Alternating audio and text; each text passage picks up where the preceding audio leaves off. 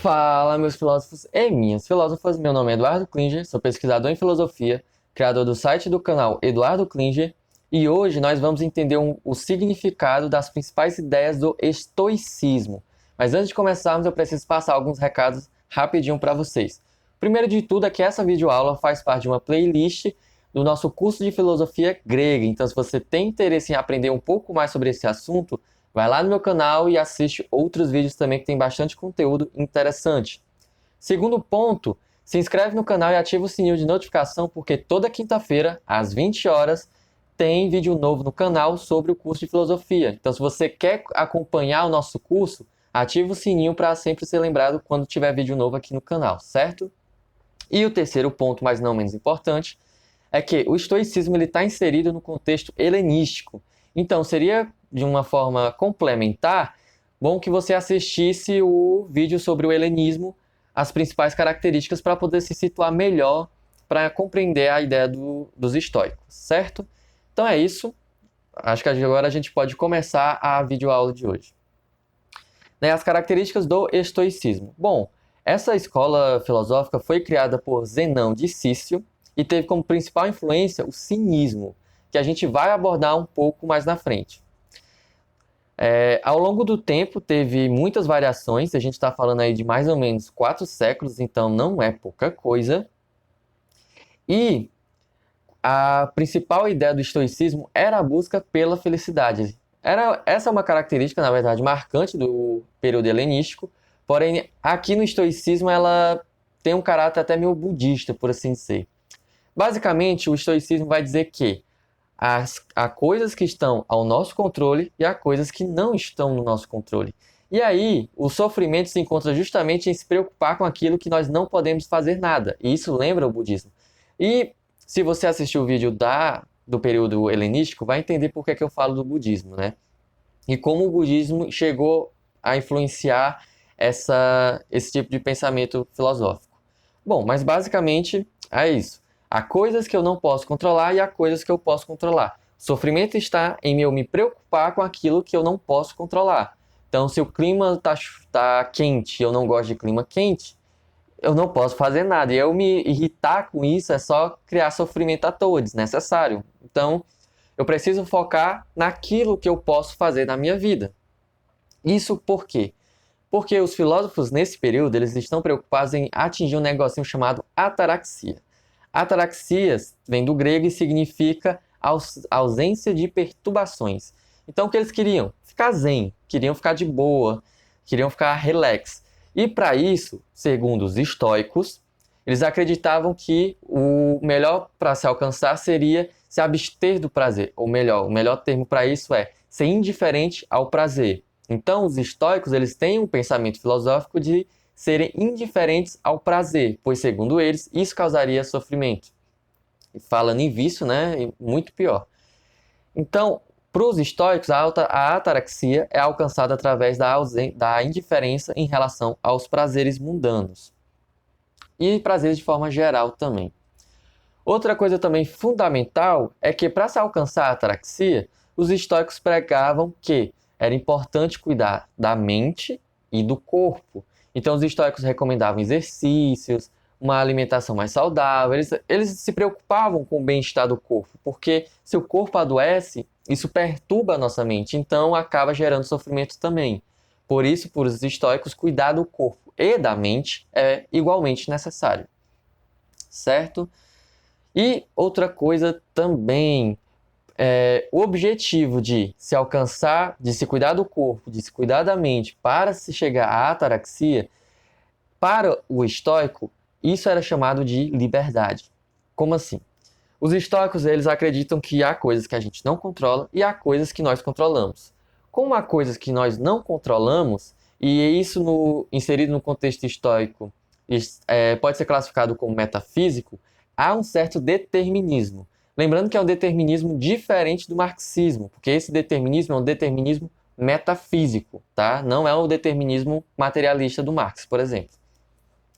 O determinismo dos estoicos é basicamente há coisas que não dependem de nós, há coisas que acontecem e a gente não pode fazer nada. Então, se hoje tá quente pra caralho e realmente isso tá me incomodando, porque de estoico eu não tenho nada, Isso causa sofrimento, isso está além de mim e eu não posso fazer nada. Eu não sou livre para escolher o clima.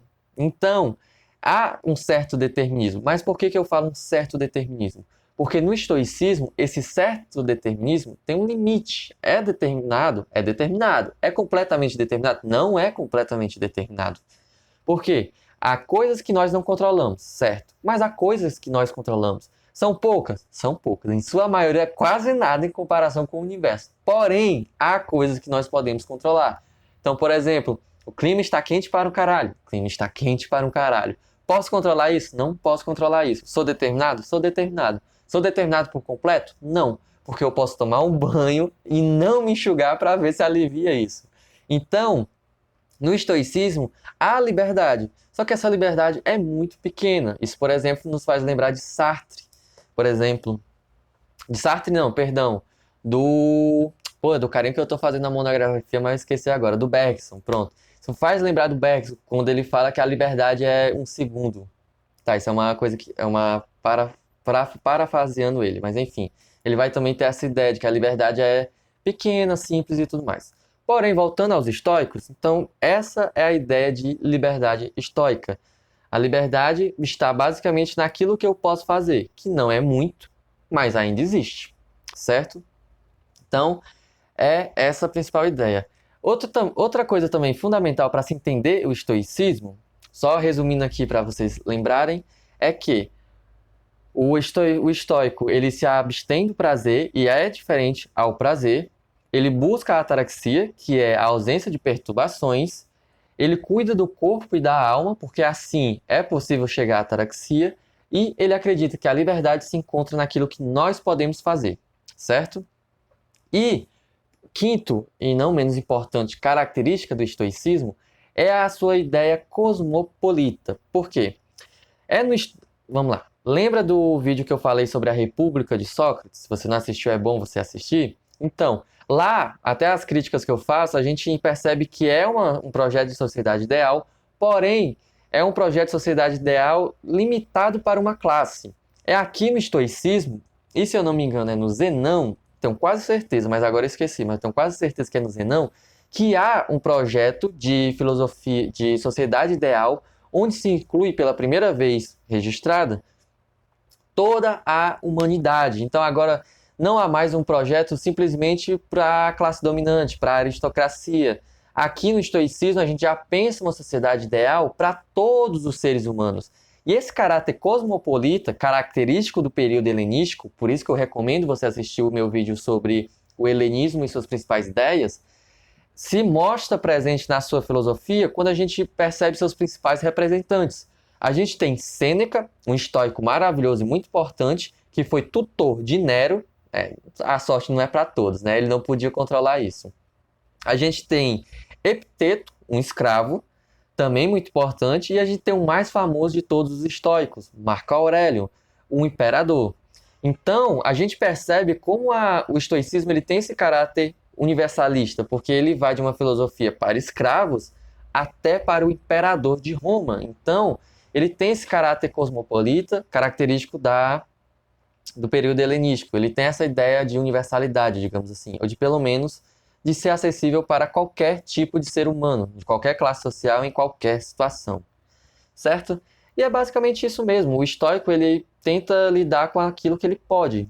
Então, se você é escravo, não tem muito o que fazer com isso. O que é que você pode fazer para melhorar a sua condição de escravo? E do estoicismo que a gente pode mais utilizar na nossa vida, e eu admiro muito isso, é justamente a habilidade de reconhecer aquilo que nós podemos fazer daquilo que nós não podemos fazer. E isso também é um pensamento caracterizado no pensamento budista. E se você novamente assistir o meu vídeo sobre o período helenístico, vai entender como a influência budista, também hinduísta, chega a influenciar esse pensamento filosófico, né? Enfim, é isso. Espero que tenham gostado. Dúvidas, críticas e sugestões deixem aqui nos comentários. E até o próximo vídeo, onde a gente vai falar sobre as principais diferenças do estoicismo e do epicurismo, para ficar bem claro na sua mente e a gente poder fechar bem essas duas escolas filosóficas, certo? Então é isso, se cuidem e tchau, tchau.